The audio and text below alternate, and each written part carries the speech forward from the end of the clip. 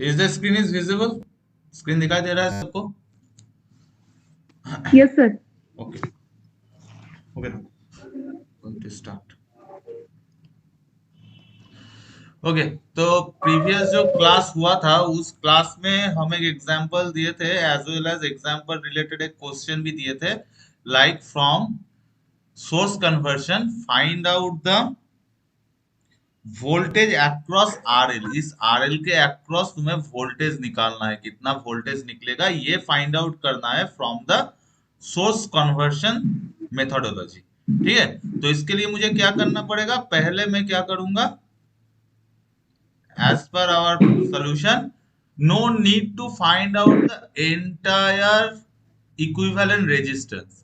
Instead of this, क्योंकि मुझे source transfer करना है सिर्फ ये करंट सोर्स के साथ पैरेलल जो है, दैट मींस ये गिवन सर्किट है, इसके साथ सीरीज में जो रेजिस्टेंस है उसको सिर्फ रेफरेंस रेजिस्टर पकड़ के मैं उसका कॉरेस्पॉन्डिंग सोर्स ट्रांसफर कर सकता हूं।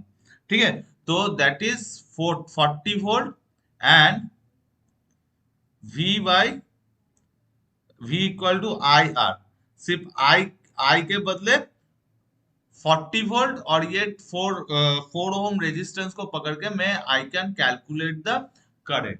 Okay, now next I have to find out the corresponding voltage across RL using source transfer source conversion methodology. So मुझे एक चीज याद रखना पड़ेगा, मेरा जो स्टेप्स है वो स्टेप्स, हर स्टेप्स में मेरा सोर्स कन्वर्शन होगा। नाउ देखो, as per source conversion current के साथ जो रेजिस्टेंस पैरेलल रहेगा वही सोर्स कन्वर्ट होके क्या होगा, वोल्टेज के साथ मेरा सीरीज में रहेगा। यस और नो?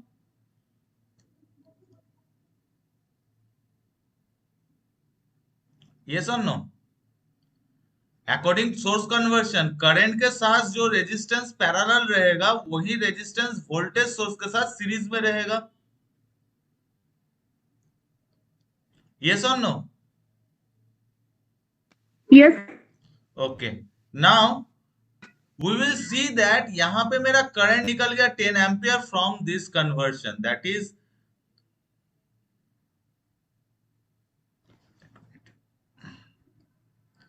यहां पे देखो वोल्टेज के साथ जो सीरीज में रहेगा वही मेरा कन्वर्ट होके, ये पार्ट जो है मेरा कन्वर्ट होके it will give me this kind of diagram. ठीक है, so no need to find out all the equivalent resistance. ठीक है, तो मेरा यहाँ पे वोल्टेज के साथ सीरीज में है, तो मेरा V है, R है, so I can find out I equal to V by R। So V equal to 40 by 4, that is 10 ampere. So 10 ampere current will be in parallel with this resistance, 4 ohm resistance. So 10 ampere will be in 4 ohm resistance. Now as per the methodology, the resistance which is parallel with current source, during the source conversion that particular resistance become in series with the voltage source। तो अब देखो यहाँ पे देखो ये दोनों resistor ही parallel है current source के साथ, तो मैं क्या करूंगा, इन दोनों का इक्विवेलेंट रेजिस्टेंस निकालूंगा। तो ये 4 और 12 अगर पैरेलल ही है तो आर इक्विवेलेंट क्या होगा, कैलकुलेट करो। R equivalent, what will be the value of R equivalent?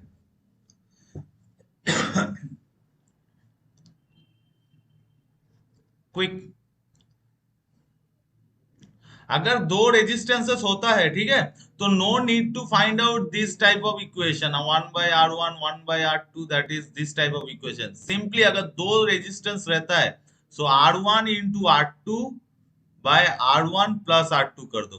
तो R1 इंटू R2 क्या होगा, 4 into 12, 4 plus 12, that is 4 into 12 by 18।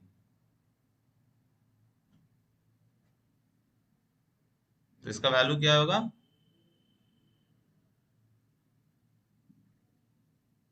Sorry, ये 16 16 होगा, होगा ना? 16 sorry sorry sorry, 16, so 3, that means 3 ohm। So now this particular circuit will look like this। now मेरे पास circuit क्या है, करंट सोर्स है, दैट इज 10 एम्पियर।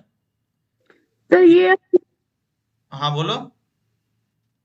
सर ये तो अब सीरीज में हो जाएगा फिर कन्वर्ट होकर। हाँ नहीं, अभी पैरेलल इक्विवेलेंट रहेगा। 3 आया, ठीक है, अभी कन्वर्ट नहीं होगा। वोल्टेज जैसे ही वोल्टेज सोर्स में कन्वर्ट करेंगे देन उसको कन्वर्ट करना पड़ेगा, otherwise you can't convert. 20 ohm, 4 ohm, and this is R L, this is R L. So now देखो, now the circuit will look like this. So current के साथ जो parallel resistance है वो कन्वर्ट होके मेरा वोल्टेज के साथ सीरीज में आएगा, तो ये इक्विवेलेंट, दिस पोर्शन को हम ले रहे हैं, ये पोर्शन अब हो जाएगा, it will look like this, it will look like this. So यहाँ पे 3 ओम, जो ये पैरेलल, जो रेजिस्टेंस पैरेलल है वही रेजिस्टेंस इसके साथ सीरीज में रहेगा। Now I and R will be there, so what will the value of V, that is v equal to I R. So I का वैल्यू है यहाँ पे 10, आर का वैल्यू है तुम्हारा 3, तो 30 volt, that is 30 volt, 30 volt दो। So the entire circuit will look like this, 2 ohm, 4 ohm, 20 ohm, and this is R L. ठीक है, नाउ देखो, ये दोनों रेजिस्टेंस अब सीरीज में है। नाउ इसका इक्विवेलेंट क्या होगा, 5 ohm. So now the circuit will look like this, 30 volt, that is 5 ohm, 4 ohm, 2 ohm, and this is R L. Okay, so now देखो, अब वोल्टेज के साथ सीरीज में, तो यही चीज अगर हम करंट के साथ पैरेलल में कन्वर्ट करेंगे तो करंट का वैल्यू क्या होगा, I equal to V by R. V value is 30, R value is 5, तो 6 एम्पियर। देखो करंट का वैल्यू पहले से घट रहा है, ठीक है। Yes sir. So now the circuit will look like this.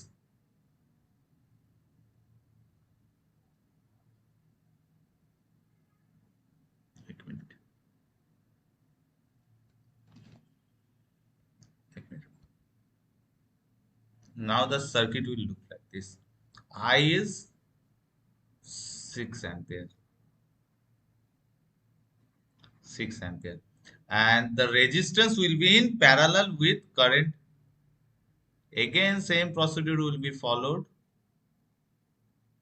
Actually, today I'll start your electronics part, but ये प्रॉब्लम शायद अधूरा रह गया था, आधा रह गया था। ठीक है, तो इसको कंप्लीट करके मैं इलेक्ट्रॉनिक्स पार्ट पे जाऊंगा। ठीक है, सो नाउ देखो, ये हो गया आर एल। नाउ ये दोनों फिर से देखो, ये दोनों फिर से पैरेलल है, तो what will be the equivalent resistance of this, 5 into 2, 5 plus 2। 10 ठीक है, बाई 7 से। सॉरी ये 20 है, सॉरी, यहाँ पे 20, 20। So 5 into 20 plus 5 plus 20, so 4 ampere, 4 ohm, I think that is 100 by 25, हाँ, 4 ohm. So it will becomes voltage source. ये voltage source, हम अभी वोल्टेज सोर्स नहीं देंगे, कितना आ रहा है कैलकुलेट करेंगे। ये 4 ओम हो गया पैरेलल विथ करंट सोर्स, तो it will be series in with voltage source, तो 4 ओम, 4 ohm and R L. So now voltage equal to V equal to IR. So I का value is 6, R is that is 4 ohm. So 24 volt. 24 volt. So 24 volt. ठीक है. Now these are in series. So what is the value? 2 into 4. So 8. The value will be 8। 8.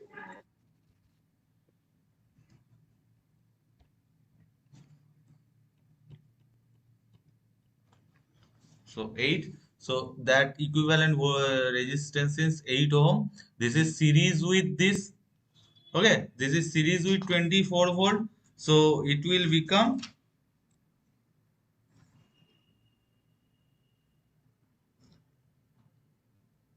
now अब क्या होगा, it will become 24 volt.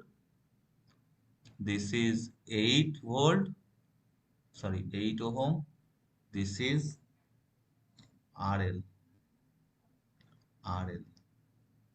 Okay. Now the question is, in the question 8 will be given.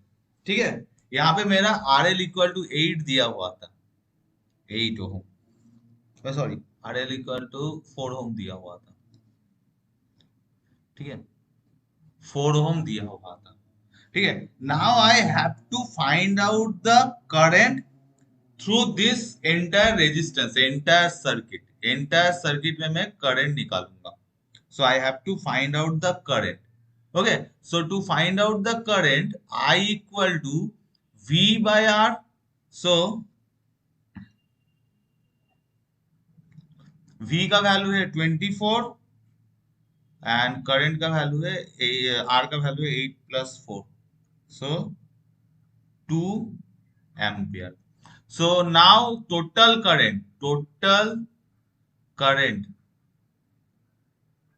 is equal to 2 ampere in this circuit. In this circuit total current is 2 ampere. Okay, and RL is your 4 ohm. So now what will the voltage across R, that is RL, that is voltage across 4 ohm. So that is I into R, that is I का value है 2 into R, तो 8 volt. सो यहाँ पे voltage drop करेगा, your 8 volt voltage drop होगा यहाँ पे, ठीक है. सो यहाँ पे अगर 8 वोल्ट वोल्टेज ड्रॉप हुआ, what will be the voltage drop across this 8 ओम. 8 ओम में वोल्टेज कितना ड्रॉप होगा?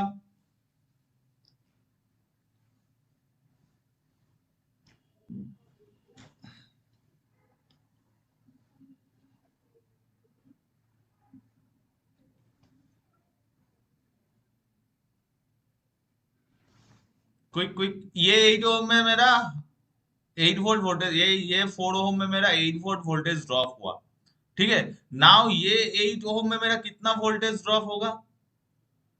Quick.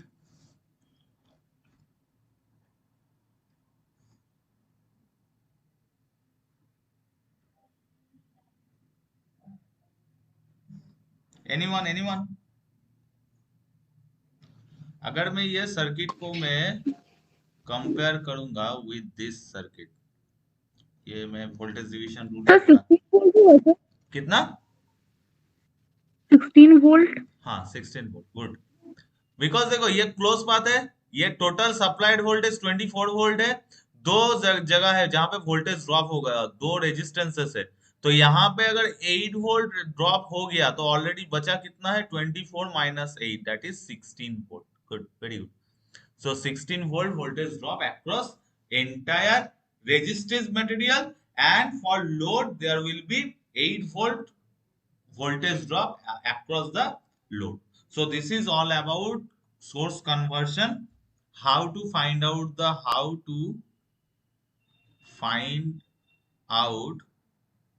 current or voltage across a particular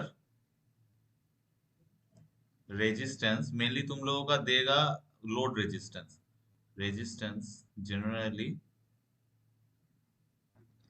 load resistance,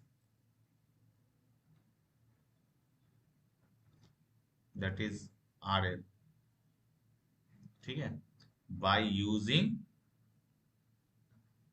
source conversion methodology. So you have to find out one by one step, ठीक है, उसको step wise तुमको find out करना है, ठीक है. नाउ टुडे मैं स्विच कर रहा हूँ इलेक्ट्रॉनिक्स, क्योंकि इलेक्ट्रॉनिक्स का कुछ पार्ट बाकी है तुम लोगों का, ठीक है. बाकी मतलब तुम लोग लेट ज्वाइन किए हो, इसीलिए कुछ पार्ट छूटा हुआ. सर ये ईडीसी का है ना सर? हाँ. Okay sir. सो मैं अभी इलेक्ट्रॉनिक्स का एकदम शुरू से चालू करता हूँ. इलेक्ट्रॉनिक्स का ज्यादा दिन नहीं लगेगा, इस वीक में ऑलमोस्ट तुम लोग जितना भी तुम लोगों का हुआ है वो कवर अप के करीब करीब आ जाओगे, ठीक है. सो इलेक्ट्रॉनिक्स जैसे ही हम लोगों का दिमाग में आता है कोई भी इलेक्ट्रॉनिक्स चीज, very from the very beginning of our technical career, या तुम लोगों के दिमाग में जब से ही टेक्निकल टर्म का जैसे दिमाग में इंस्टॉल हुआ है, तब से हम इलेक्ट्रॉनिक्स के बारे में बहुत ज्यादा सुनने को मिलता है, लाइक इलेक्ट्रॉनिक्स अप्लायंसेस, ठीक है, electronics mobile phone, electronics under electronics there is a television, ठीक है, एलईडी, कंप्यूटर, लैपटॉप, तुम्हारा टैबलेट्स, ठीक है, यहाँ तक कि अभी जो स्मार्ट वॉच आया है वो भी इलेक्ट्रॉनिक्स है, ठीक है। तो from the very beginning we are very much use to hear about the term electronics. So ये इलेक्ट्रॉनिक्स होता क्या है? Basically electronics come from two parts, that is electrons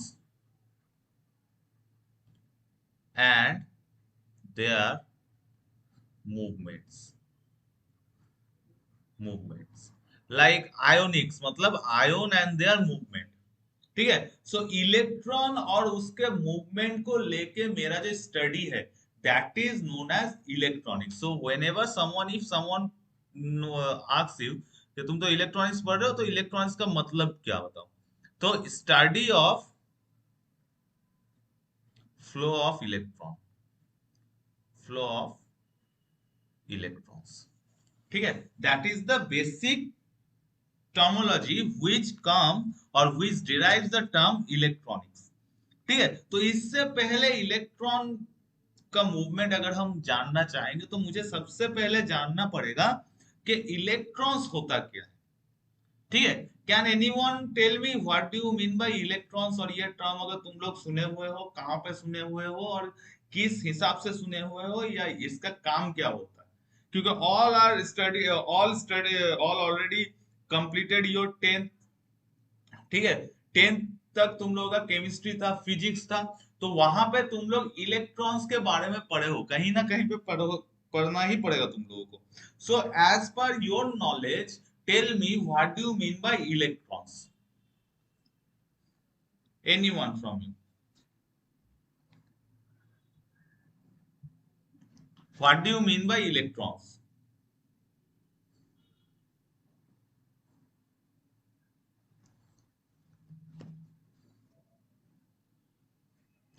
what do you mean by electrons?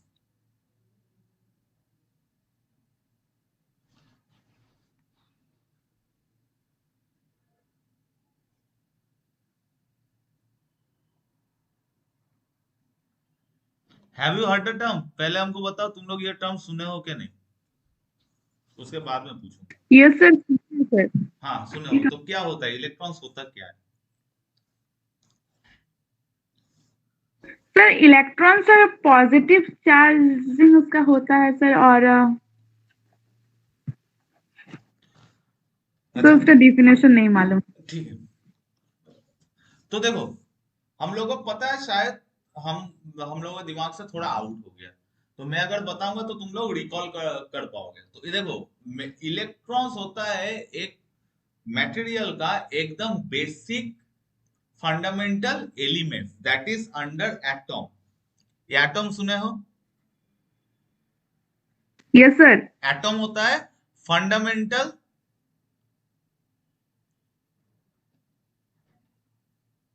Fundamental elements of atom, sorry, elements of material, material, ठीक है। Now ये atom के अंदर तुम्हारा एक एटम, तुम्हारा इनिशियली क्या होता है, इनिशियली न्यूट्रल इन नेचर, ठीक है। अगर तुम एक पेन को हाथ लगाओगे, will you feel any electricity in that pen? अगर तुम एक लोहे को हाथ में लगाओगे तो will you feel any electricity in that iron rod? अगर तुम एक ग्राफाइट को हाथ में लगाओगे, that is Neeb of the pencil, ठीक है, तो will you feel any electricity in that particular graphite? Obviously no. So neutral, initially all materials are neutral one, material का टेंडेंसी होता है न्यूट्रल होना, ठीक है। नाउ न्यूट्रल होने के लिए क्या करना पड़ता है, हम लोग जानते हैं, हम लोगों के पास सर दो, हाँ बोलो। सर एक बार और रिपीट कीजिए ना सर, आवाज थोड़ा कट करके आ रहा है। अभी ठीक है? हाँ सर, अभी ठीक है। हाँ, तो देखो, एटम होता है कोई भी मटेरियल का फंडामेंटल्स, ठीक है? तो फंडामेंटल्स एलिमेंट ऑफ मटेरियल। तो एटम को अगर हम ब्रेक करेंगे तो हम देखेंगे एक्चुअली कोई भी मटेरियल इनिशियल स्टेट में तुम्हारा न्यूट्रल कंडीशन मेंटेन करने की कोशिश करता है। अगर मेंटेन नहीं होता है तो क्या करेंगे हम लोग? अगर उस मटेरियल को हाथ में हाथ लगाएंगे या टच करेंगे तो we will feel the electricity, ठीक है? और we will feel some external internal energy from that material. So ऐसा होता नहीं है, तुम अगर एक तुम्हारे हाथ में अगर पेन है या तुम्हारे टेबल में कोई पेन रखा हुआ है, तो अगर उसको टच करोगे, will you feel any electricity in that pen? Obviously no. No sir. ठीक है, because every material has the tendency to becomes in neutral state at the very initial stage. तो ये न्यूट्रल होता कैसे? ठीक है, न्यूट्रल होने के लिए कंडीशन होगा। हम लोग जानते हैं कि जो जितना भी मटेरियल होता है दो टाइप का चार्ज कैरी करता है, आइदर पॉजिटिव चार्ज और नेगेटिव चार्ज, ठीक है? तो न्यूट्रल होने के लिए क्या करना पड़ता है? The positive charge inside the material must be equal to the negative, और मैं उल्टा बोल रहा हूं, that negative charge inside the material must be equal to the positive charge inside the material. तभी क्या होता है, एक पॉजिटिव एक नेगेटिव को न्यूट्रलाइज करता है, ठीक है? सो ये होता है कोई भी मटेरियल का इनसाइड एलिमेंट, एटम का inside element, number of positive and number of negative must be equal. अगर इक्वल नहीं होता है, सपोज एक एलिमेंट में 4 अमाउंट पॉजिटिव चार्ज है एंड तुम्हारा 3 अमाउंट नेगेटिव चार्ज है, तो what charge will be provide by the material, positive charge और नेगेटिव चार्ज। अगर एक मटेरियल के अंदर 4 यूनिट पॉजिटिव चार्ज है और 3 यूनिट नेगेटिव चार्ज है, तो ओवरऑल मटेरियल कौन सा चार्ज देगा, प्रोवाइड करेगा, पॉजिटिव और negative? Sir sir positive charge. Positive. Positive charge provide करेगा। Now because it has more positive charge then it's negative charge. तो ये होता कैसे? ठीक है, तो देखो, हम लोग एटम के बारे में जानते हैं, एंड एटम के बारे में जैसे ही जानेंगे वैसे ही हम लोगों के दिमाग में एक आदमी का ख्याल आएगा, दैट इज बोर्स। बोर्स, ये नाम सुने हो? Bourse atomic structure, bourse atomic structure, ये नाम सुने हो? ठीक है, वो क्या कहते हैं, बोर्स क्या कहते हैं? बोर्स कहते हैं कि एक तुम्हारा जो मटेरियल है वो बहुत ही, एक एटम जो है सिमिलर है हम लोगों का सोलर सिस्टम से। सोलर सिस्टम में क्या होता है, सूरज को एकदम मिड पॉइंट पे रख के जितना भी तुम्हारा ग्रह है वो पूरा पूरी उसका राउंड लगाता है, ठीक है? तो ये जो प्लैनेट्स है वो सूरज को राउंड लगाता है। सिमिलरली एटम के अंदर भी सेम थिंग है कि एटम के सेंटर में कुछ एक सेंटर ऑफ, एटम का सेंटर में एक चीज रहता है, और एटम के चारों ओर आउटसाइड में number of negative particle will revolve by keeping centre of the atom. तो ये सिंस ये नेगेटिव चार्ज है, ये नेगेटिव चार्जेस जितना भी है वो एटम के बाहर के जो पाथ है उसमें राउंड लगाते हैं। तो अगर नेगेटिव चार्ज बाहर राउंड लगा रहे हैं तो सेंटर में तुम्हारा पॉजिटिव चार्ज मैंडेटरी होगा। तो ये दो electron, that is negative charge को हम कहते हैं इलेक्ट्रॉन्स, इलेक्ट्रॉन्स, और पॉजिटिव चार्ज को protons, protons, that is not.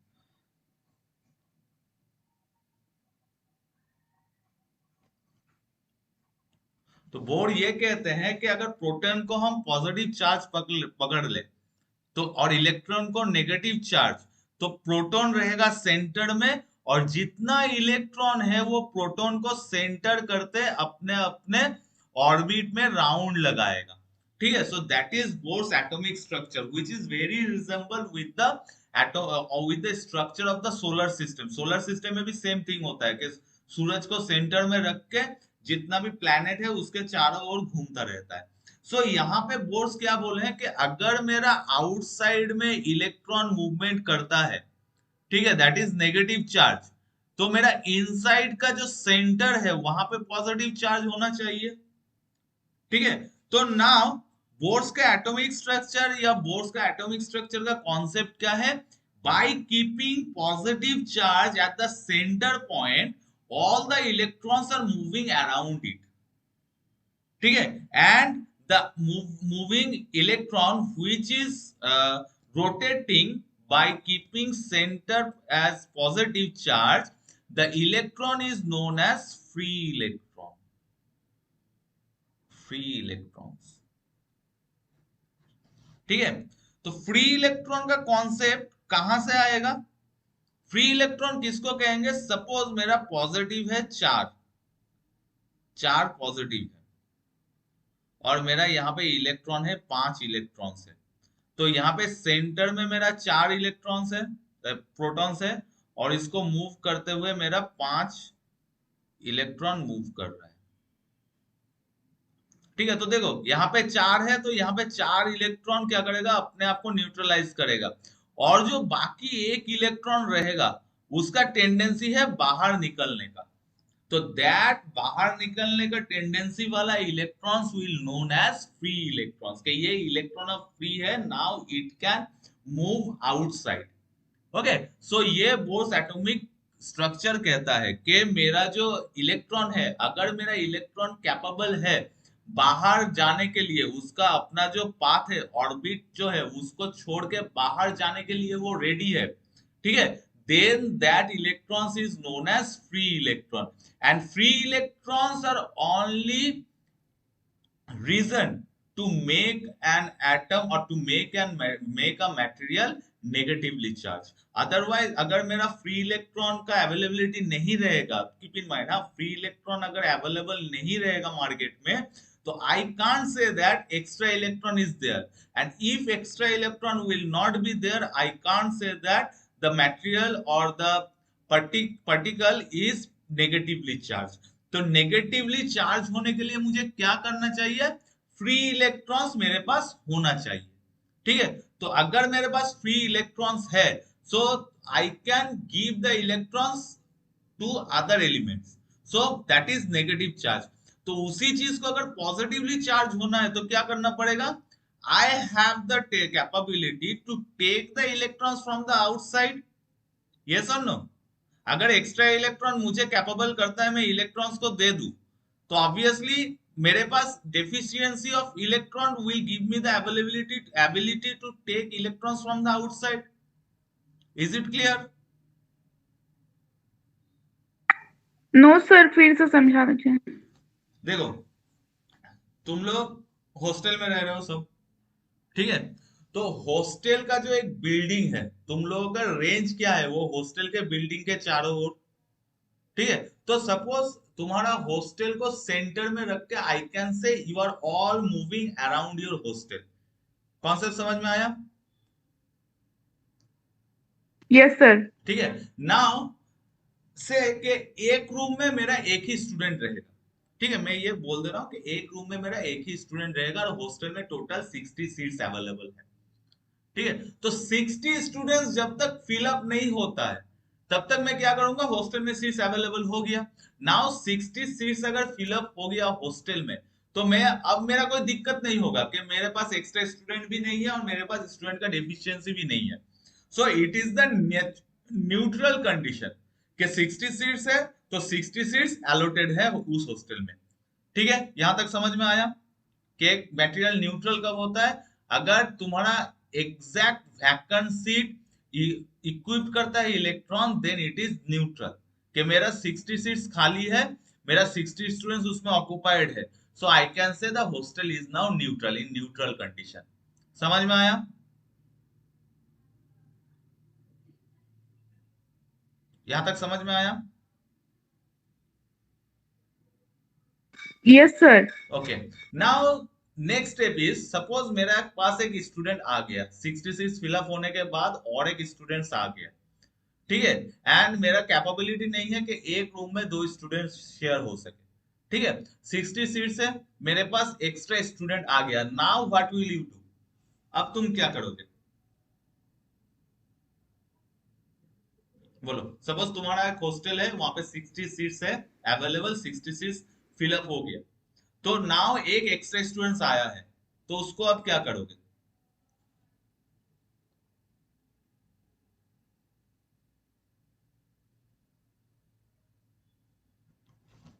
Sir आवाज नहीं आ रहा है।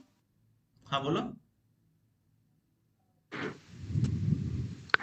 सर वो वहाँ नहीं ना रह सकती है, एक्स्ट्रा तो हाँ, नहीं है तो वहाँ तो नहीं वो रह क्या सकती है करेगी? वो वो जो एक्स्ट्रा स्टूडेंट है, वो वहाँ से चली नाउ, जाएगी। हाँ, तो now that extra student can able to choose another hostel, yes sir. ठीक है। अगर वो 60 स्टूडेंट्स, तुम्हारे पास वो एक्स्ट्रा स्टूडेंट नहीं आता है, 60 स्टूडेंट्स में से कोई स्टूडेंट्स दूसरा हॉस्टल में नहीं जाएगी, क्योंकि 60 सीट ऑक्युपाइड है, ठीक है। बट अगर मेरे पास एक्स्ट्रा यस सर। स्टूडेंट आता है, 60 फिलअप होने के बाद एक स्टूडेंट एक्स्ट्रा आता है, now that extra student can able to move to another hostel, ठीक है। नाउ मैं दूसरा सिचुएशन क्रिएट कर रहा हूँ, यस। मेरे पास 60 सीट्स है, ठीक है, मेरे पास एक सीट खाली है, 59 स्टूडेंट्स ऑक्युपाइड है, एक सीट खाली है, नाउ तुम क्या करोगे? तो सर जो वो रह सकती है, जो हाँ, एक एक एक्स्ट्रा आएगी वो रह सकती है उसके हाँ, तो बाद। एक एक्स्ट्रा जो स्टूडेंट है बाहर से आएगा, now your hostel is has the ability to take the students, one students from outside, ठीक है। बोर्स एटॉमिक स्ट्रक्चर में भी सेम थिंग है, मेरा particle at the initial stage क्या होगा? न्यूट्रल रहेगा। न्यूट्रल कब रहेगा? मुझे पता है कि चार्ज दो टाइप का होता है, एक पॉजिटिव चार्ज, एक नेगेटिव चार्ज। अगर positive charge should be must be equal to negative charge for neutral condition, क्योंकि पॉजिटिव और नेगेटिव इक्वल होना चाहिए, तभी मेरा न्यूट्रल कंडीशन होगा। नाउ बोर्स एटॉमिक स्ट्रक्चर क्या कहता है कि तुम्हारा पॉजिटिव जो चार्ज पार्टिकल है वो सेंटर ऑफ मास में रहता है, ठीक है, सेंटर में रहता है, लाइक सन, ठीक है।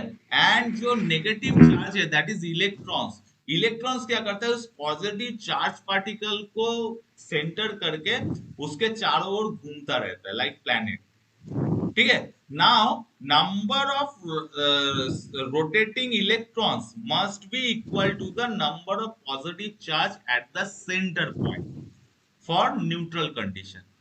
Now, if any electrons will get the ability to move outside the orbit, ठीक है, that means extra electrons जो आउटसाइड मूव करता है, मूव करने का तुम्हारा एबिलिटी गेन किया है, then that electron is known as free electron, वो इलेक्ट्रॉन उस ऑर्बिट में और रहेगा नहीं, वो बाहर मूव कर जाएगा।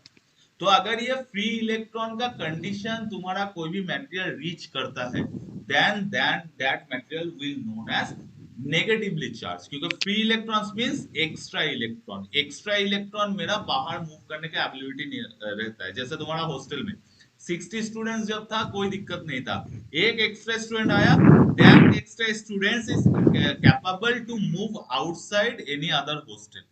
या ये हो सकता है कि तुम्हारे ही तो हॉस्टल सर में, तो हाँ बोलो। सर फ्री जो फ्री इलेक्ट्रॉन्स है उसमें तो पॉजिटिव या प्लस या मतलब माइनस कुछ भी ना ना फ्री ना हो ना ना सकता ना, है उसमें, इलेक्ट्रॉन्स जैसे का मतलब क्या है? इलेक्ट्रॉन्स क्या किसको कहते हैं? Negatively charge particle. Electrons electron बस। तुम्हारा फ्री इलेक्ट्रॉन जो है वो नेगेटिवली चार्ज, बिकॉज इलेक्ट्रॉन का डेफिनेशन ही है the negative charge particle is known as electrons, electro ion, ठीक है। तो electrons, so that means it must be negative.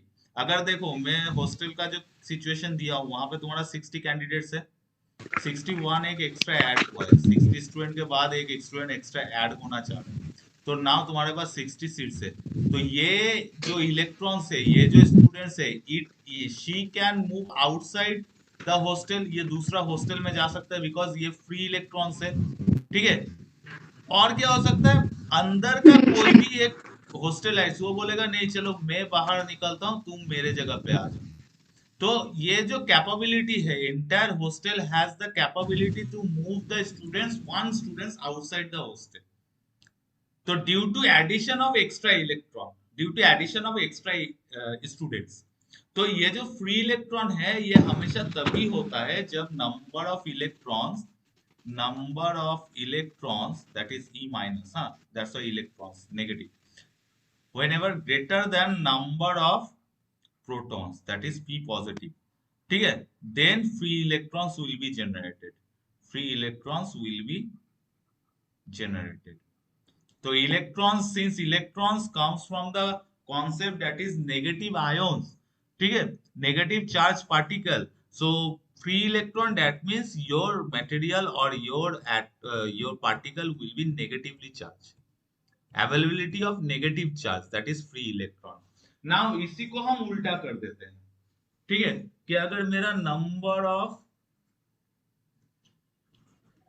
Number of electrons less than number of protons, क्या होगा? ठीक है, तो मेरा क्या होगा? Absence of electrons, absence of electrons will B generated, ठीक है, absence of electrons will be generated. Now absence का मतलब क्या है? मेरा 60 सीट्स है, 60 सीट्स में से एक स्टूडेंट चला गया तो it becomes 59, so one student का वैकेंसी निकल गया, ठीक है। Now my hostel is capable to take one student from the outside. तो ये जो एटम है यहाँ पे, ये जो पार्टिकल है, मटेरियल है, ठीक है, ये जो मटेरियल है ये क्या करता है? ये सक्षम होता है कि बाहर से एक इलेक्ट्रॉन्स ऐड करे, ठीक है। तो ये कब होगा? जब absence of electrons will be generated, and this absence of electron is known as holes, absence of electrons known as holes. तो होल्स का हिंदी टर्म क्या है? खड्डा, ठीक है। खड्डा में क्या होता है? द खड्डा is capable to feel itself, ठीक है, उसको फील करने के लिए बाहर से मुझे मटेरियल लेना पड़ता है। तो होल्स में भी सेम थिंग है, वो एक खड्डा की तरह होता है, that is a vacant seat for electrons. So holes जहां पे है, होल्स पॉजिटिव चार्ज नहीं होता है, बिकॉज पॉजिटिव चार्ज जो पार्टिकल होता है वो सेंटर में रहता है, ठीक है। होल्स कहां पे क्रिएट होता है? Outside the centre, that is ये तुम्हारा ऑर्बिट में। यहाँ पे पहले इलेक्ट्रॉन था, इलेक्ट्रॉन बाहर निकल गया, नाउ यहाँ पे वैकेंट स्पेस क्रिएट हुआ। सो नेगेटिव का वैकेंस मतलब absence of negative charge will give you positive charge, ठीक है। Absence of negative thought will give you positive thought, yes और no?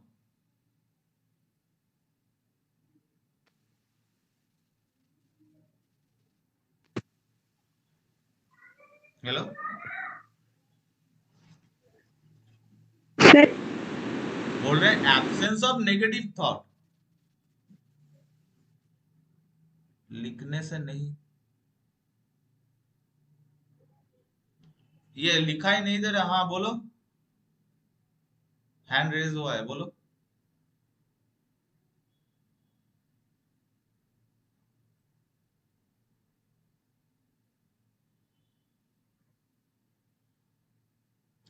Hello, anybody has any problem regarding viewing the screen? No sir, वो हमको बोल रही है कि मतलब बोल रहे हैं सर चैट्स नहीं पढ़ते हैं, तुमको जो पूछना है सर से पूछ लो। सर वो बोल रहे थे ना कि आप इधर पढ़ाई मतलब पढ़ा रहे हैं ना, तो उधर कैसे पढ़ेगा? तो बोल रहे कि हाँ डायरेक्ट बोलने के लिए। हाँ, और एक बार बोलो, तुम्हारा आवाज थोड़ा ये हो। कुछ प्रॉब्लम होगा तो। हाँ बोलो। अरे बोलो शिखा, बोलो क्या पूछना था? सर हमको मतलब थोड़ा सा डाउट था कि इलेक्ट्रॉनिक्स और इलेक्ट्रिक में डिफरेंस क्या है? हाँ, मैं अभी इलेक्ट्रॉन्स का कॉन्सेप्ट आने के बाद ही वहां पे आ रहा हूँ। इलेक्ट्रॉन्स क्या होता है? फ्लो ऑफ इलेक्ट्रॉनिक्स होता है फ्लो ऑफ इलेक्ट्रॉन्स। ये समझ गया कि इलेक्ट्रॉन्स का मूवमेंट वहां पे मेन होता है, ठीक है। नाउ इलेक्ट्रिकल क्या होता है? इलेक्ट्रॉन्स के मूवमेंट के जरिए मेरा एक फील्ड जनरेट होता है, और वो फील्ड होता है electric field, due to movement of electrons electric field will be generated and due to that generation of electric field. हाँ बोलो, हैंड रेज है, इंद्रानी कुछ बोलोगे?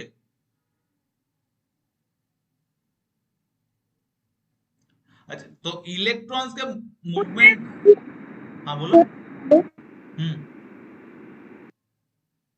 कि आप चार्ज तो सर जो ऑर्बिटल इलेक्ट्रॉनिक्स का ये हो रहा है सर, जो एक्स्ट्रा है पी, तो सर यहाँ पर तो अगर एक पी अगर चल जाता है तो उसमें तो कोई घटा नहीं ना होगा सर, मैं ये घटेगा एग्जांपल नहीं। Actually extra electron material generate नहीं कर रहा है, ठीक है। मैं ये कॉन्सेप्ट दे रहा हूँ कैसे तुम्हारा नेगेटिव चार्ज होता है और कैसे पॉजिटिव चार्ज होता है। नाउ इसके बाद मैं देखूंगा ये जो इलेक्ट्रॉन बाहर जाने का टेंडेंसी देता है वो क्यों देता है। मैं अभी एक एग्जांपल दे रहा हूँ, अभी जस्ट एग्जांपल दे रहा हूँ कैसे एक्स्ट्रा इलेक्ट्रॉन ऐड हो रहा है और कैपेबिलिटी आ रहा है इलेक्ट्रॉन को बाहर छोड़ने का, ठीक है। अभी मैं डेप्थ कॉन्सेप्ट में नहीं, अभी मैं सिंपली नेगेटिव एंड पॉजिटिव का कॉन्सेप्ट दे रहा हूँ।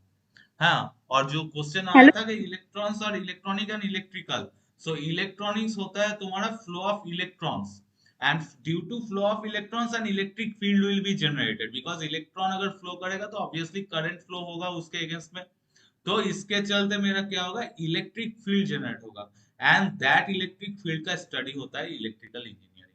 आप समझ में आया इलेक्ट्रॉन्स और इलेक्ट्रॉनिक्स एंड इलेक्ट्रिक का डिफरेंस कहाँ पे है?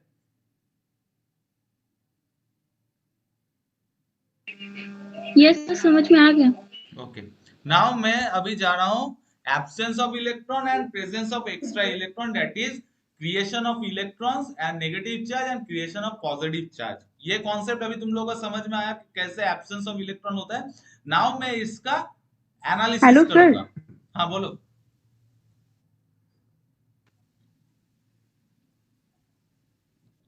हेलो,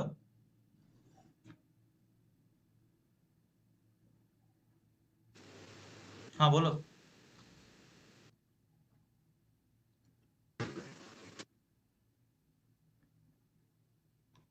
ओके, नाउ मैं ये समझाऊंगा कि कैसे अब ये एक्स्ट्रा इलेक्ट्रॉन जो एक मेरा मटेरियल गेन करता है capability to give the electrons to other particle as well as will get the ability to take the electrons from outside, ये होता क्यों है, ठीक है। ये क्यों होता है आखिर, इसका पीछे रीजन क्या है।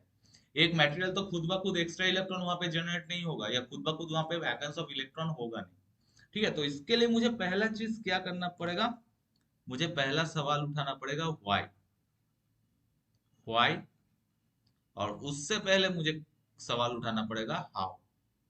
ये दो सवाल बहुत इंपॉर्टेंट है। तो हाउ, देखो तुम लोग सभी एक ही सेमेस्टर में पढ़ रहे हो, ठीक है, यस और नो? सभी एक ही सेमेस्टर में एक ही ब्रांच में पढ़ रहे हो, लगभग एक ही ईयर में पढ़ रहे हो, एक ही सेमेस्टर में पढ़ रहे हो, that is the common factor in between you, ठीक है, यस और नो?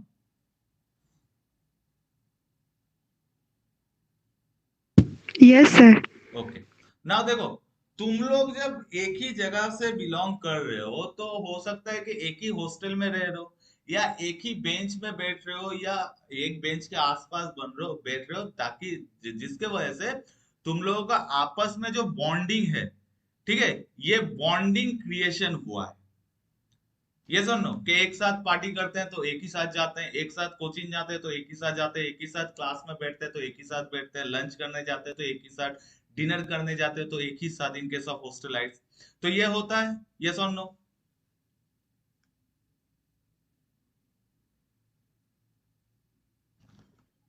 यस और नो, ये होता है कि नहीं तुम लोगों के साथ, ये तुम लोग एक्सपीरियंस किए हो कि नहीं?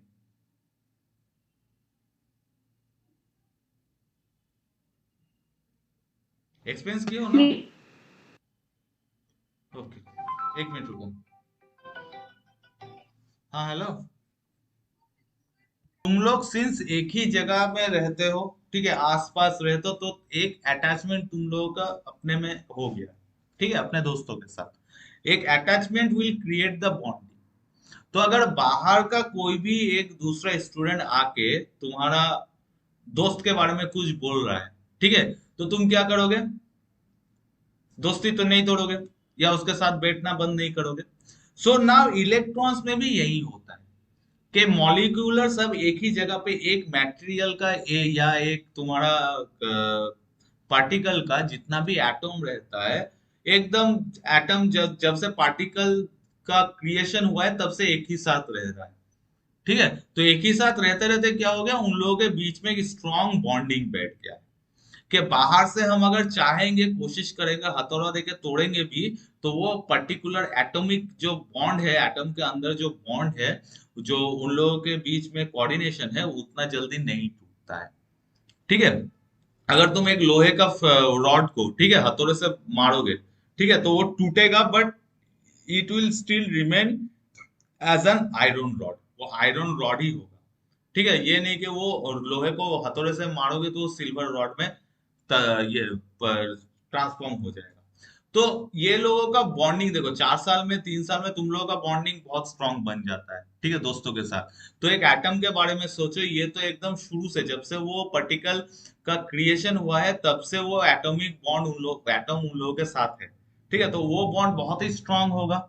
सो नाउ मेरा ये क्वेश्चन आ रहा है, मेरा ये सवाल आ रहा है कि इतना स्ट्रांग बॉन्ड होते हुए भी, ठीक है, ये कैसे एक सिचुएशन क्रिएट होता है जहां से एक इलेक्ट्रॉन बाहर निकल जाने की कोशिश करता है।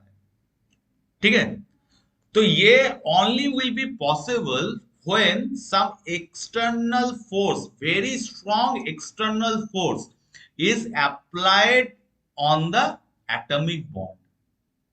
ठीक है, तो ये एक्सटर्नल फोर्स क्या हो सकता है, या तो जोर से हथौड़े से बाड़ी मारो, ठीक है, या हथौड़े से बाड़ी मारोगे तो क्या होगा, हथौड़े से अगर हिट करोगे कोई लोहे के रॉड को, तो क्या होगा, टूटेगा। ठीक है, उसका शेप डिशेफ्ट होगा, रिशेफ्ट होगा, बट वो जो मटेरियल का प्रॉपर्टीज है वो आयरन रॉड ही रहेगा। ठीक है, अगर नाउ हम और भी एक्स्ट्रा फोर्स, और भी जोरदार external force, that is heat, heat अगर क्रिएट करेंगे, देखो, अगर एक लोहे को तुम हीट जनरेट करोगे, ठीक है, तो वो क्या होगा, लिक्विड में तब्दील हो जाएगा। आइस, आइस को अगर हीट जनरेट करोगे तो वो वाटर में कन्वर्ट हो जाएगा। वाटर में फिर से अगर हीट जनरेट करोगे तो वो क्या होगा, वो वेपर में कन्वर्ट हो जाएगा। तो नाउ ये जो एटॉमिक बॉन्ड है, ठीक है, एटॉमिक बॉन्ड तभी टूटता है जब बाहर से बहुत ही स्ट्रांग कोई फोर्स उस पे ऊपर अप्लाई किया जाता है। ठीक है, otherwise the atomic bond will not be destroyed. ठीक है, नाउ ये बाहर से एक्स्ट्रा बॉन्ड हम किस हिसाब से देंगे, देखोगे, हथौड़ा से अगर फोर्स अप्लाई करोगे तो आइस जो है टुकड़ा टुकड़ा हो जाएगा, बट वो वाटर में तब्दील नहीं होगा जब तक मैं उसमें हीट ना दूं। ठीक है, हीट ऐसा चीज है, एक्सटर्नल ऐसा एक फोर्स है जिसके जरिए तुम्हारा जो एटॉमिक स्ट्रक्चर कन्वर्ट होता है। नाउ मैं देखूंगा हीट हम कब यूज करते हैं, और हीट देके हम लोग क्या फायदा रहता है कि ये बॉन्डिंग टूट जाता है। तो before going to discuss about this, first of all we have to know about the type of the material, कि हर एक चीज को हम हीट नहीं दे सकता। हम एक वेपर जा रहा है, ठीक है, हवा आ रहा है, ठीक है, हवा भी एक पार्टिकल है ना, collection of particle, very small rare micro particle. हवा में अगर हम हीट देंगे कुछ फायदा नहीं होगा, वेपर को अगर हम हीट देंगे कुछ फायदा नहीं होगा। सो डिपेंड करता है मटेरियल के प्रॉपर्टी के ऊपर, मटेरियल के टाइप के ऊपर, कि किस टाइप का मटेरियल पे हम हीट अप्लाई कर सकते हैं। तो obviously to apply the heat we have to know about the types of the material. ठीक है, so now types of the material, types of material. ठीक है, so types of the material क्या हो सकता है, जैसे देखो, तुम लोग, हम लोगों का जो बॉन्डिंग रहता है, ठीक है, अगर मैं बोलूंगा कि बॉन्डिंग के हिसाब से तुम लोगों का types of the material choose करो, कि किसके साथ, कौन से स्टेज ऑफ ईयर में तुम लोगों का दोस्तों के साथ बॉन्डिंग अच्छा रहता है। ठीक है, तो ऑब्वियसली तुम लोग देखोगे, पहला जो स्ट्रॉन्ग, सबसे स्ट्रॉन्ग बॉन्ड जो रहेगा, वो रहेगा कि तुम बचपन से जिसके साथ खेलते हुए हो, आए हो, या बचपन में तुम्हारा जिसके साथ अच्छा जमता था, कोऑर्डिनेशन अच्छा था, उसके साथ बॉन्डिंग सबसे तुम्हारा टाइट है। तो मटेरियल भी सेम थिंग है कि मटेरियल अगर जिसके साथ बहुत ही टाइट बॉन्ड है, वो स्ट्रॉन्ग बॉन्ड क्रिएट करता है, then that kind of material is known as solid material. Solid material, ठीक है।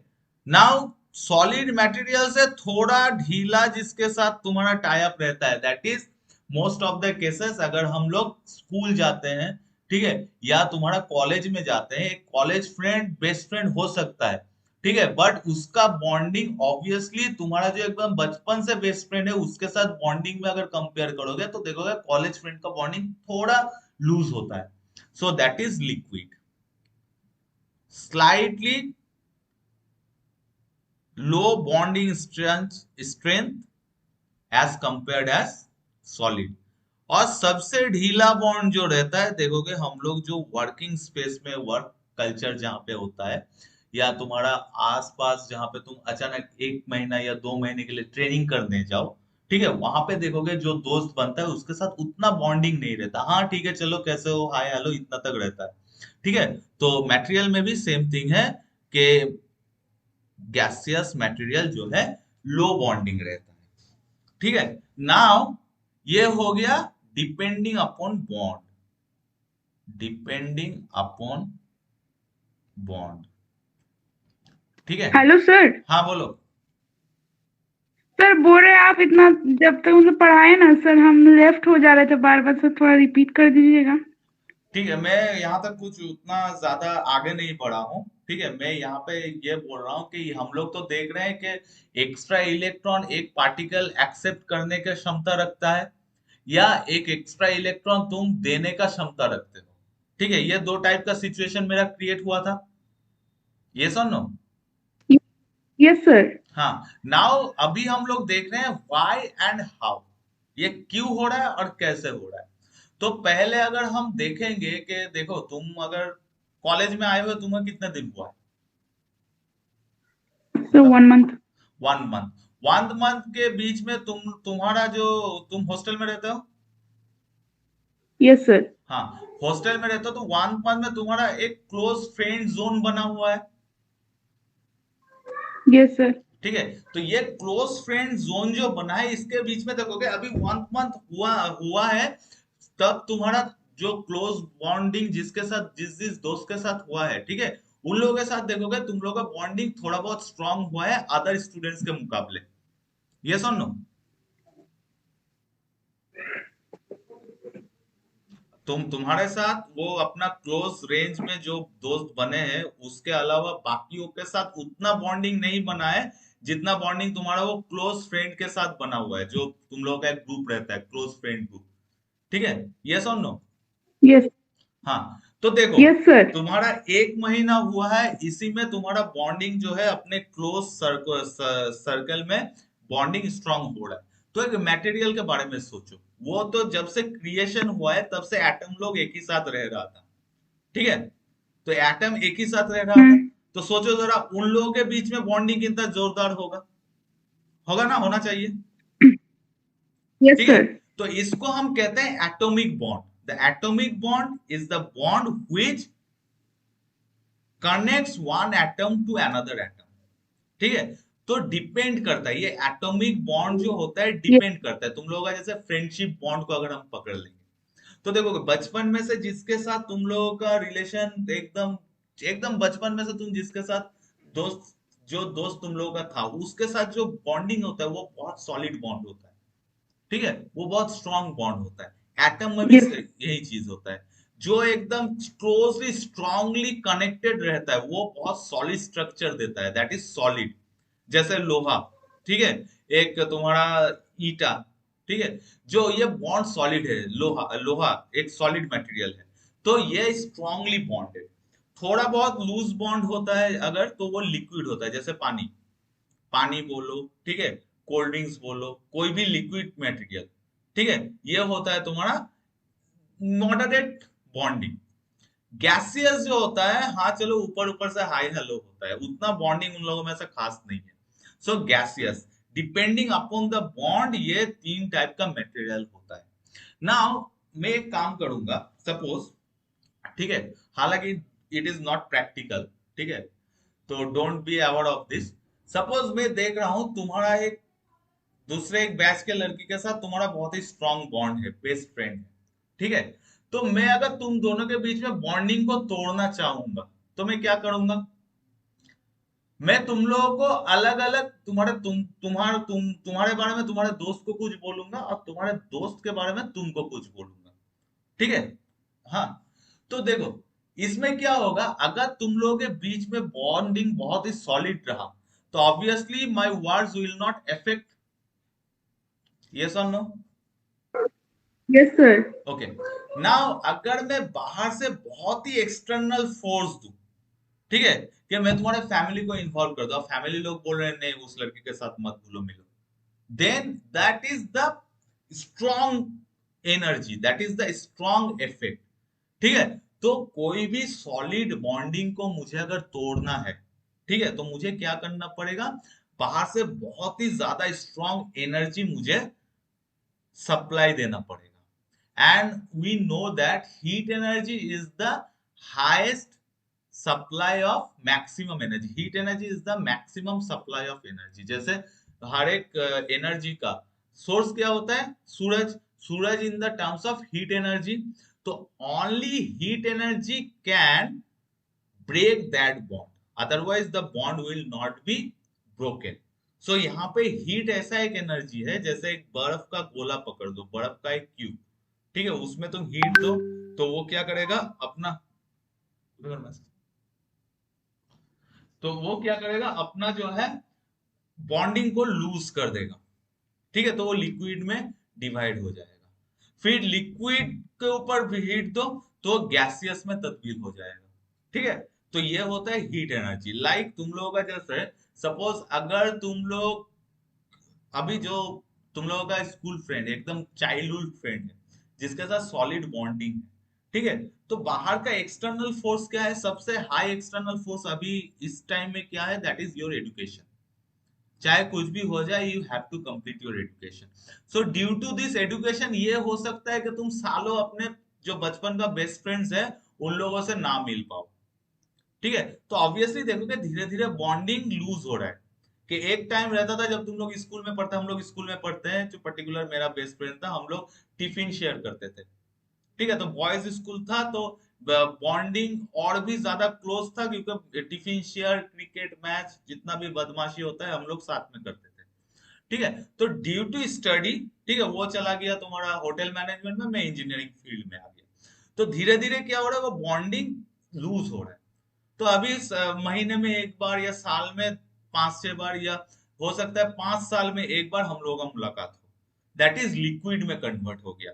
नाउ और भी ज्यादा एक्सटर्नल फोर्स तो दैट इज कैरियर, उससे बड़ा एक्सटर्नल फोर्स नहीं है हम लोग के लाइफ में, ठीक है, कि कुछ भी हो हमको कैरियर ओरिएंटेड होना है, ठीक है। सो कैरियर अगर तुम्हारा फोर्स एक्सटर्नल फोर्स आता है तो क्या हो करेगा, धीरे धीरे तुम कैरियर के पीछे चला जाओगे, अपना वो दोस्त वोस्त 5-6 साल बाद वो दोस्त के बारे में भूल ही जाओगे, अचानक 15-20 साल बाद अगर मुलाकात हुआ, हाँ तुम वो थे, तुम्हारे साथ हम इतना बदमाशी करते थे, यहाँ जाते थे, ये सब क्रिएशन होता है, रिक्रिएशन होता है। तो गैसियस, तो material basically depend upon the bonding solid, liquid and gaseous होता है, and heat energy has the ability to convert solid to liquid to gaseous, ठीक है, ये मैं याद रखूंगा। नाउ अब मैं दूसरा एक एग्जांपल ले रहा हूं, तुम अपना टिफिन जो है किसके साथ शेयर करते हो, दोस्तों में से कौन से दोस्तों के साथ टिफिन शेयर करते हो या खाना शेयर करते हो,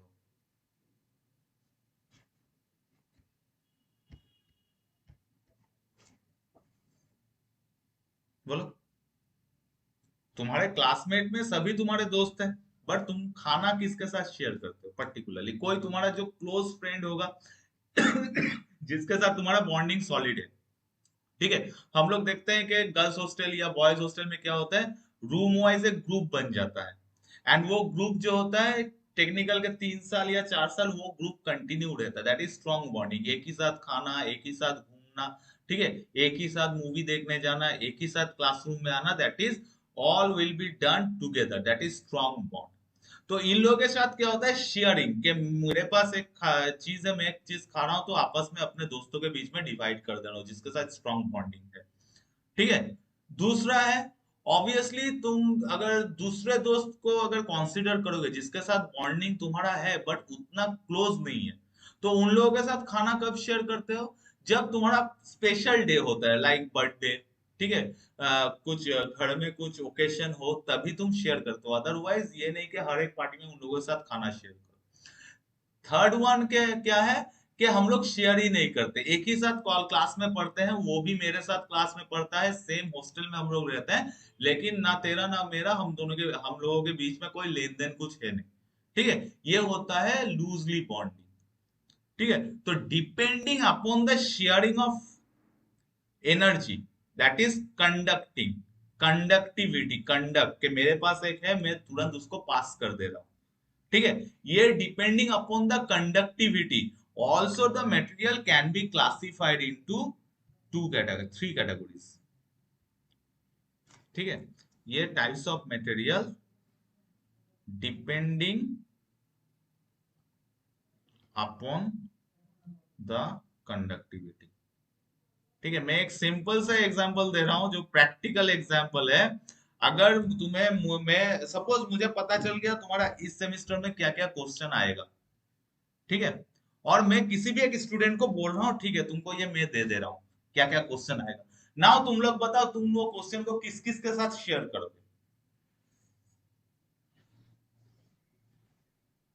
फ्रेंड रहेगा और हाँ, उसी के साथ सर, जो सर हम लोगों का मतलब क्लोज फ्रेंड रहेगा उसी के साथ बहुत शेयर ही करेंगे क्लोज है, सर। ठीक है, उसके साथ तुम 100% शेयर करोगे, ठीक है। Like yes sir. कंडक्टिविटी, तुम तुरंत ही पास कर दे रहे हो, जितना क्वेश्चन तुमको मिल रहा है तुम तुरंत पास कर दे रहे हो, दैट इज हाई कंडक्टिविटी।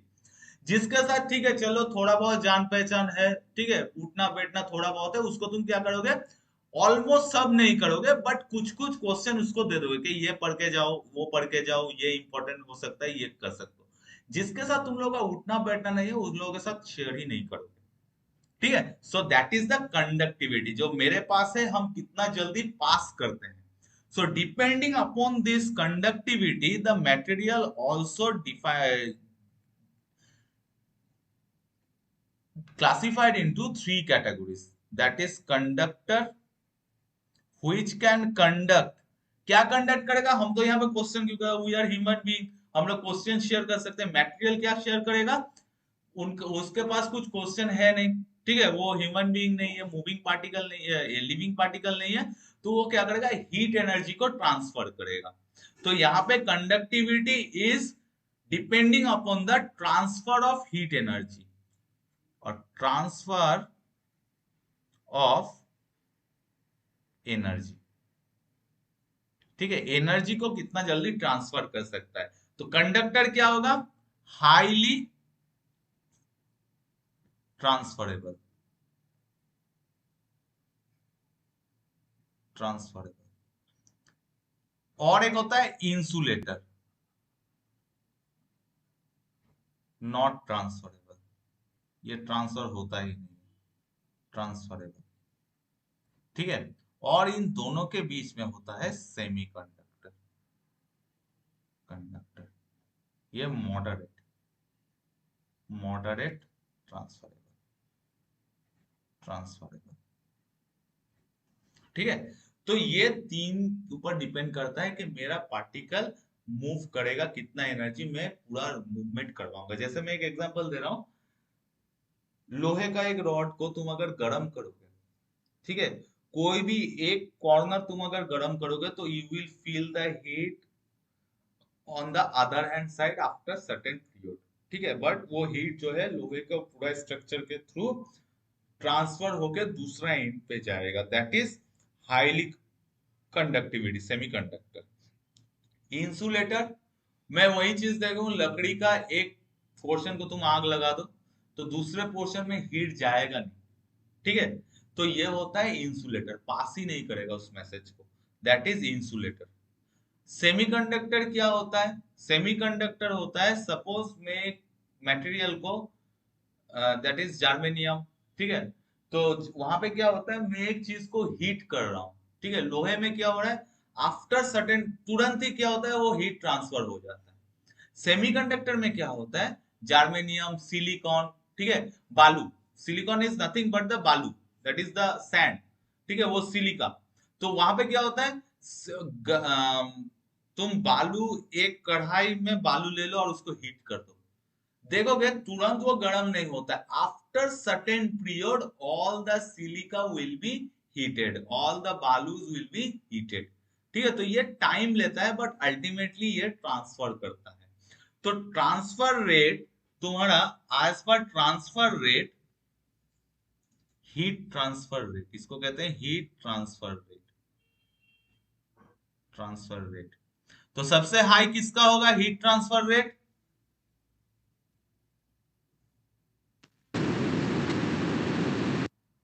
सबसे हाई किसका होगा, कौन ज्यादा जल्दी हीट ट्रांसफर होगा, कंडक्टर, सेमीकंडक्टर या इंसुलेटर? सर कंडक्टर का sir. Okay, good, very good.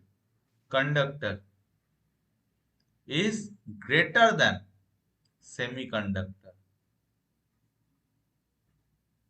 Semiconductor का इंसुलेटर हीट ट्रांसफर रेट होता है इंसुलेटर से ज्यादा, ठीक है। तो हीट रेजिस्टिव, हीट रेजिस्टिव, सबसे ज्यादा हीट को रेजिस्ट कौन करेगा, कंडक्टर, सेमीकंडक्टर या इंसुलेटर?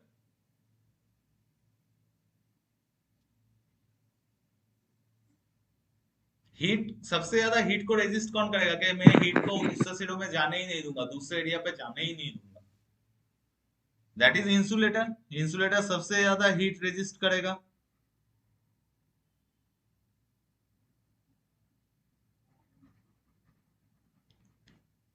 उससे सेमीकंडक्टर से ज्यादा हीट रेजिस्ट करेगा, और सेमीकंडक्टर क्या करेगा, कंडक्टर से ज्यादा हीट रेजिस्ट करेगा।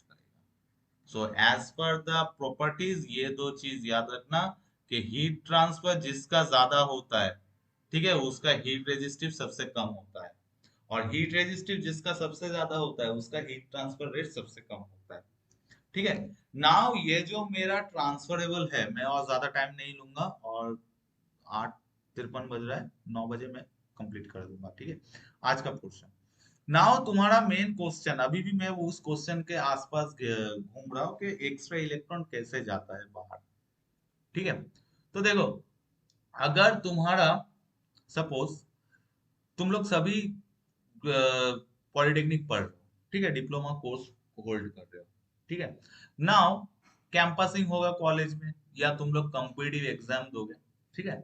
तो ये जो कैंपसिंग या कॉम्पिटिटिव एग्जाम है, ये क्या होता है, actually it is nothing but the external force, कि तुम्हें एक चीज में सेटल आउट होना है कि after 3 years I have to achieve some stability, कि हाँ I will get an opportunity to earn some money, that is the external, ठीक है। Financial, financial is the, finance is the main external source of our day to day life. आज मैं तुम लोगों को पढ़ा रहा हूँ, ठीक है, तुम लोग आज पढ़ रहे हो, all we are keep in mind that after a certain period I will earn और you will earn some money, कि तुम लोग अभी पढ़ रहे हो, क्योंकि आज जाने के बाद कल तुम लोग जब डिप्लोमा कोर्स कंप्लीट करोगे, you will earn some money by this knowledge, ठीक है। मैं कॉलेज में पढ़ा रहा हूँ, क्योंकि मैं जो पढ़ा रहा हूँ, in exchange of this knowledge I will get some money, ठीक है। तो ये end of the day this is the external force.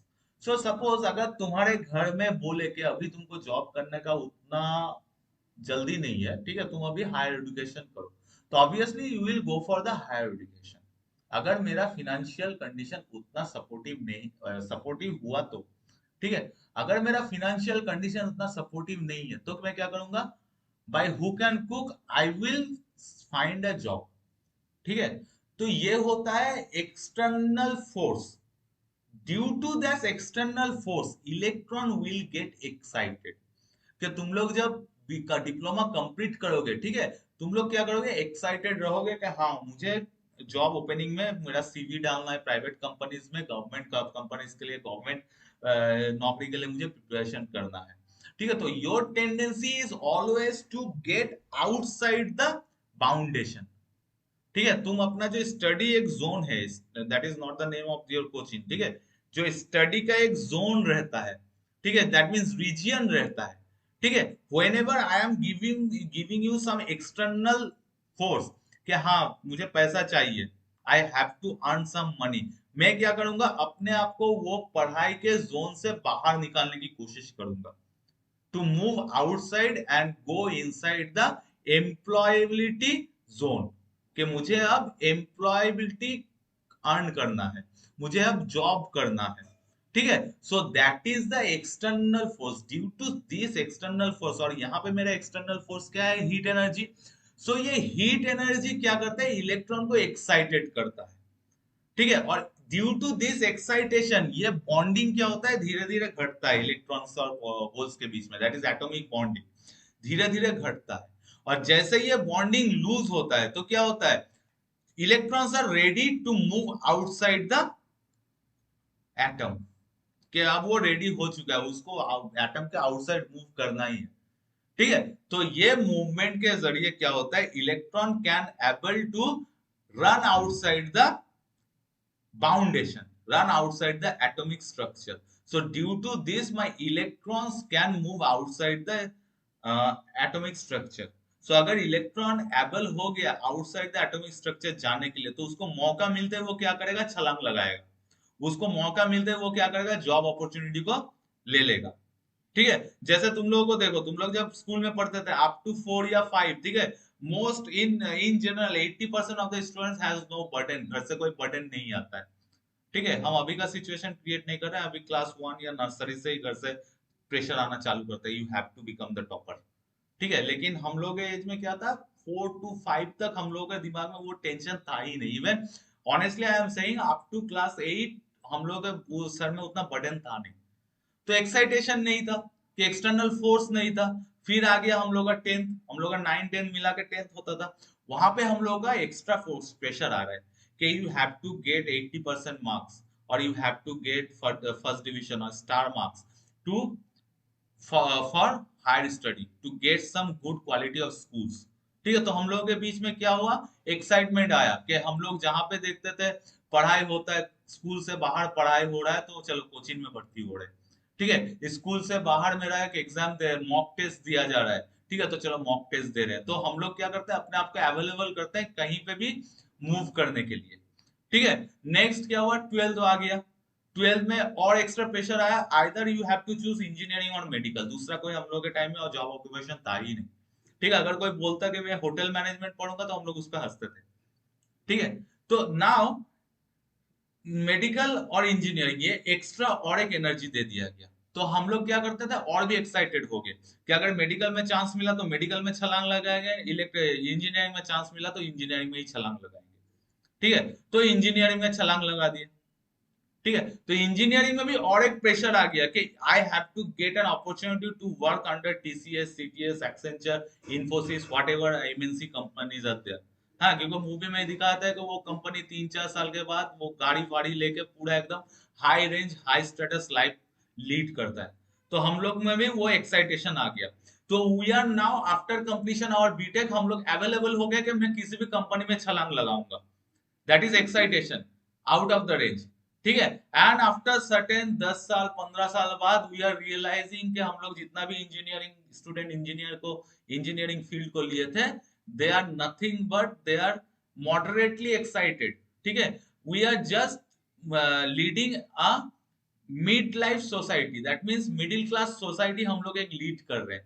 But जो लोग अपना होटल मैनेजमेंट में तरफ गया, ठीक है, वो लोग they are leading their life in a very high class society.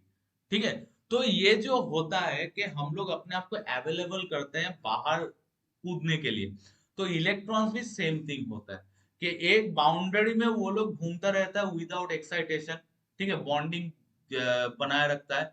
Now बाहर से मैं हीट दे रहा हूँ, तो इलेक्ट्रॉन क्या हो रहा है, एक्साइट हो रहा है। ठीक है, एक्साइट होने के बाद क्या कर रहे हैं, वो अपने आप को रेडी कर रहा है को बाहर छलांग लगाए। जैसे ही इसको अपॉर्चुनिटी मिल गया, इलेक्ट्रॉन्स मूव आउटसाइड, और जैसे ही इलेक्ट्रॉन्स मूव आउटसाइड, तब एटम में क्या होगा, एफिशिएंसी ऑफ इलेक्ट्रॉन होगा या एक्स्ट्रा इलेक्ट्रॉन होगा?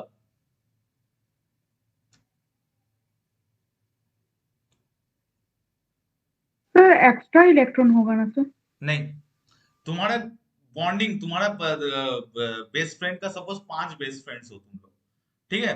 तो 5 बेस्ट फ्रेंड्स तुम लोग एकदम ये करो कि हम लोग को जिंदगी भर एक ही साथ रहना है, ठीक है? नाउ मैं एक्स्ट्रा प्रेशर दे रहा हूँ कि फिनेंशियल सपोर्ट देना है, ठीक है? लाइफ में करियर को आगे बढ़ाना है, ठीक है?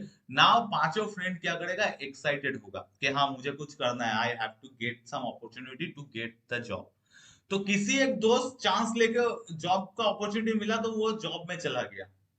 नाउ नंबर ऑफ फ्रेंड्स कितना बाकी रह गया?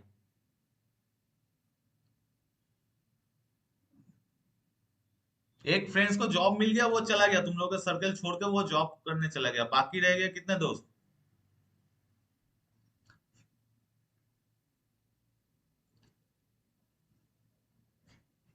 Hello?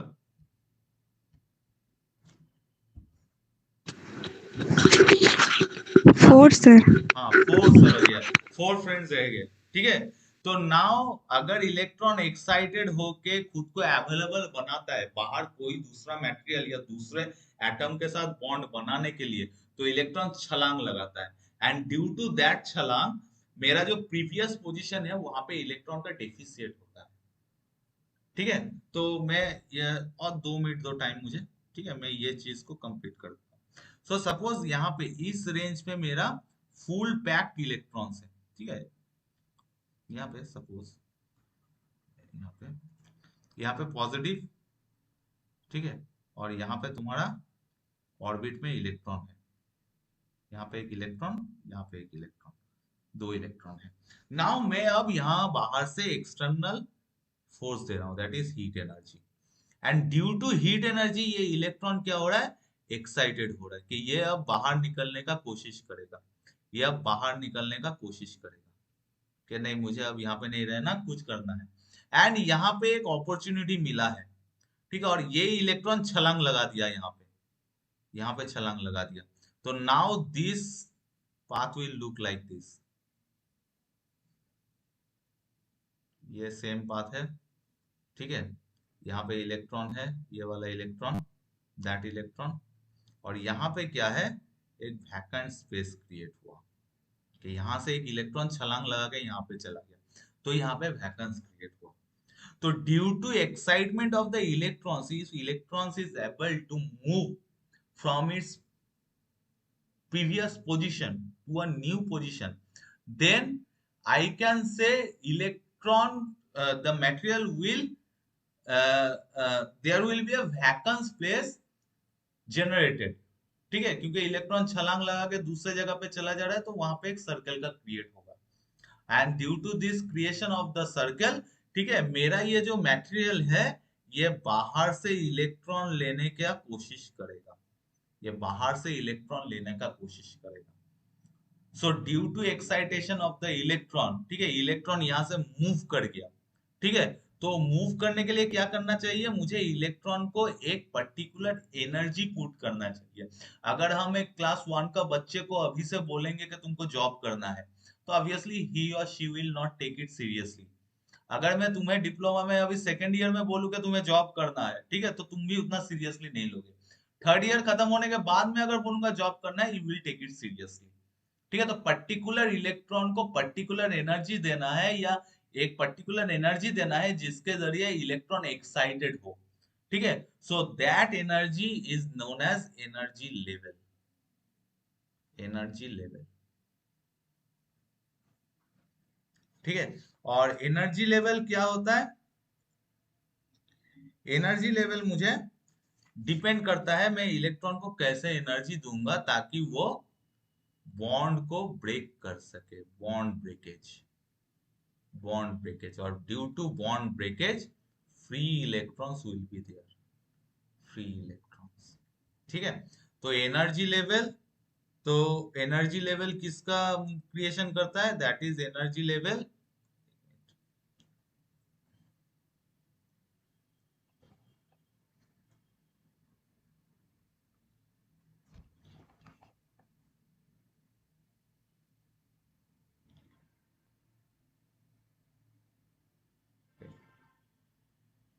energy level will create the bonds, sorry band। energy level will create the band कि इलेक्ट्रॉन्स एक पोर्शन से दूसरे पोर्शन पे जाएगा। तो यहाँ पे मेरा एकदम नीचे के पोर्शन में सब इलेक्ट्रॉन एक साथ रहेंगे, दैट इज लोअर लेवल। ठीक है, ये लेवल 1, लेवल 2, लेवल 3। तो level 1 energy level, level 2 level 3। तो यहाँ पे मैं जितना भी एनर्जी दूंगा यहाँ पे दूंगा एक्सटर्नल एनर्जी, एक्सटर्नल एनर्जी। तो यहाँ पे क्या होगा, इलेक्ट्रॉन के बीच में एक्साइटेडमेंट बढ़ेगा, क्या कि मुझे अभी कुछ करना है, मुझे बाहर निकलना है। तो यहाँ से क्या करेगा, अल्टीमेटली जैसे ही पर्टिकुलर एनर्जी मिलेगा एक इलेक्ट्रॉन इधर मूव हो जाएगा, छलांग लगा देगा, यहाँ पे छलांग लगा देगा। और जैसे ही ये यहाँ से छलांग लगाएगा यहाँ पे तुम्हारा एक वैकेंट प्लेस क्रिएट होगा। ठीक है, एक वैकेंट प्लेस क्रिएट होगा, ये यहाँ से छलांग लगा के यहाँ जा रहा है। तो वैकेंट प्लेस क्रिएट हो रहा है due to this vacant place. ठीक है, ये एकदम लोअर एनर्जी लेवल में क्रिएशन हो रहा है। तो this is known as the valence band. और ये इलेक्ट्रॉन यहाँ से मूवमेंट हो रहा है, ठीक है, यहाँ छलांग लगा के इधर जा रहा है। तो जैसे ही इलेक्ट्रॉन इधर से छलांग लगाएगा तो यहाँ से करंट आएगा इधर, क्योंकि करंट का मूवमेंट ऑब्वियसली इलेक्ट्रॉन का मूवमेंट का ऑपोजिट में रहता है। सो यहाँ पे इलेक्ट्रॉन आने का मतलब ही है यहाँ से करंट इधर जाएगा। जैसे ही ये इलेक्ट्रॉन गेन करेगा थर्ड एनर्जी लेवल में, तो यहाँ पे करंट एक ऑपोजिट डायरेक्शन में मूव करेगा, that is conduction. So that is known as conduction band, conduction band. और ये जो गैप है बिटवीन कंडक्शन बैंड एंड तुम्हारा वैलेंस बैंड। एनर्जी हाँ बोलो। सर, जो सेकंड नंबर है तो वो फॉरबिडन एनर्जी गैप है क्या सर? फॉरबिडन मतलब, ये इसको फॉरबिडन का मतलब क्या है, जहां पे कुछ रहता नहीं है। ठीक है, एक फॉरबिडन यस प्लेस, सर। ठीक है, जहां पे कुछ रहता नहीं है, अल्टीमेटली वहां पे कुछ होता नहीं है।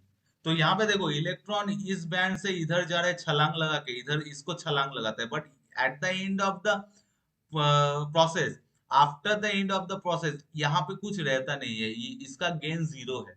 ये ना दिया ना लिया, ये सिर्फ इसको सिर्फ छलांग लगा के सब इलेक्ट्रॉन दूसरे साइड में जा रहा है।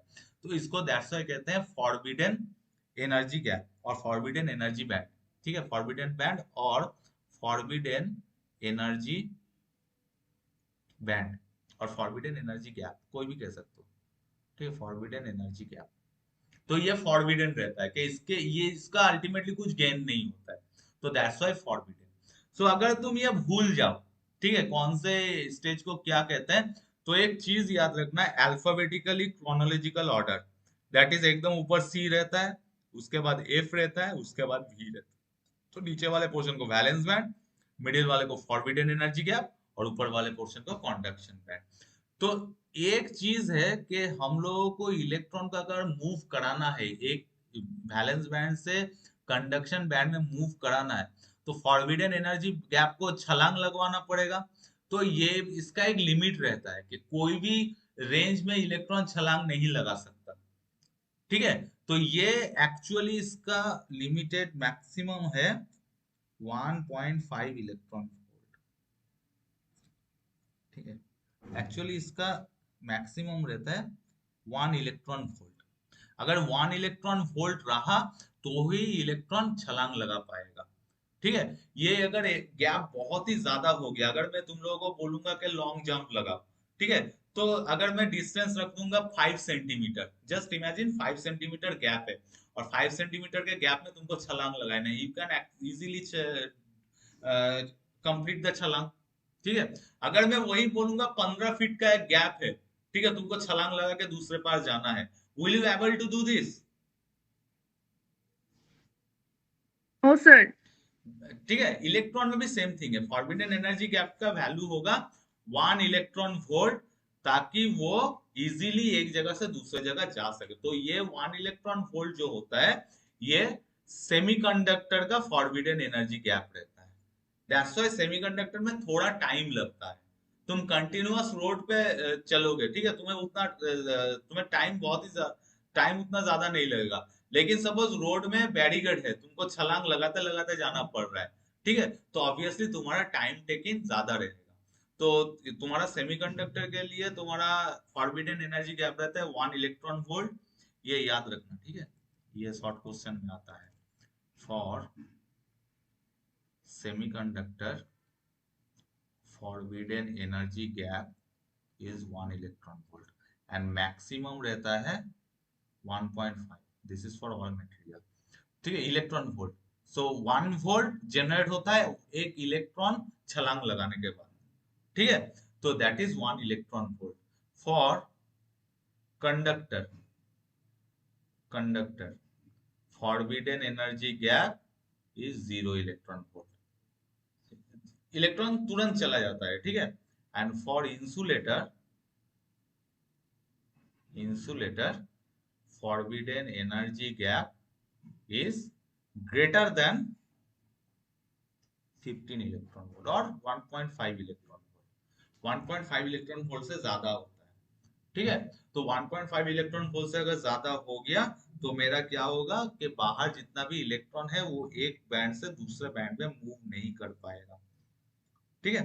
So that is the concept of electron movement and due to this movement यहाँ पे एक होल जनरेट हो रहा है, तो यहाँ पे एक्सटर्नल इलेक्ट्रॉन आ सकता है और यहाँ पे देखो फ्री इलेक्ट्रॉन जनरेट हुआ तो इलेक्ट्रॉन बाहर जा सकता है, ठीक है। So due to this my electron capability will be change, कि मैं बाहर से इलेक्ट्रॉन ले सकता हूँ या बाहर किसी को इलेक्ट्रॉन दे सकता हूँ। कॉन्सेप्ट समझ में आया आज जितना हुआ, ओवरऑल कॉन्सेप्ट?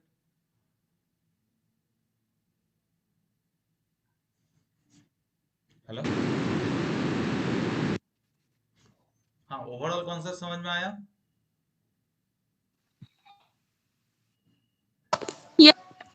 ओके ओके, ठीक है। जिसका डेटा खत्म हो गया है नो नीड टू वरी, मैं आज का जो वीडियो है वो अपलोड कर दूंगा, ठीक है।